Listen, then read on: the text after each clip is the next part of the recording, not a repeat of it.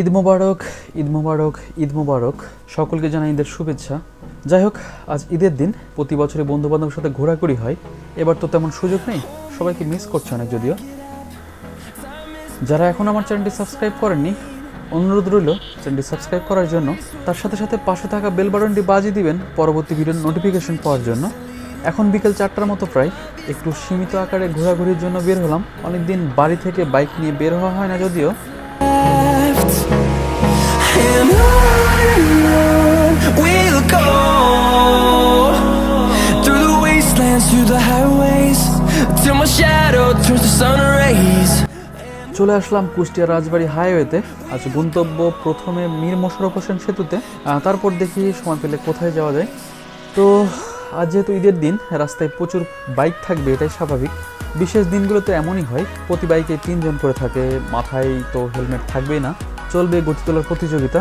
যাই হোক, ব্যাপার না। আজকে সব কিছু দেখেও না দেখার ভান করবো হয়তো। তবু সকলকে বলবো, খুশির দিনে পরিবারের কথা ভেবে একটু সচেতন হয়ে বাইক রাইড করুন। তো চলুন বকবক বন্ধ করে এবার যাওয়া যাক তাহলে।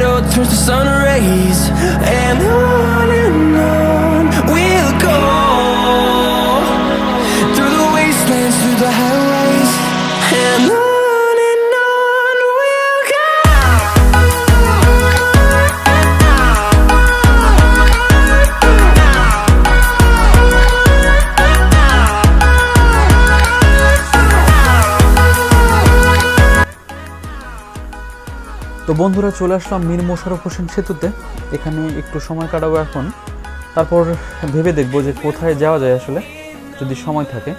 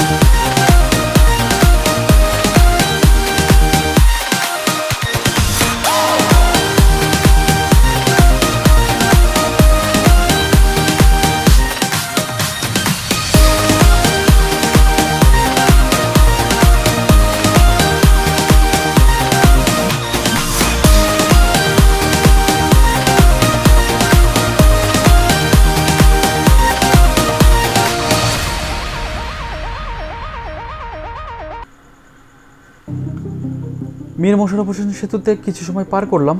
এখনও সন্ধ্যা নামার কিছু সময় বাকি আছে। তো ভাবলাম আজকের দিনে শিলাইদহ কুঠিবাড়ির কী অবস্থা একটু দেখে আসা যাক। তো চলুন যাওয়া যাক তাহলে।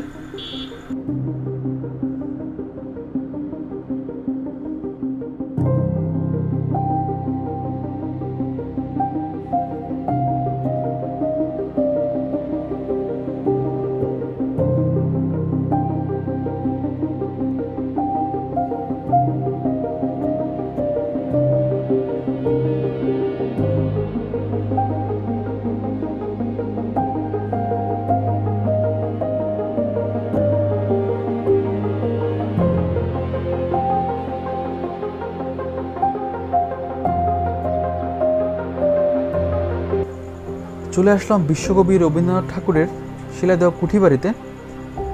লকডাউনের শুরুর দিক থেকেই সকল কার্যক্রম বন্ধ, এখানে তেমন লোকজনও নেই, দোকানপাটও বন্ধ, দেখতেই পাচ্ছেন আপনারা।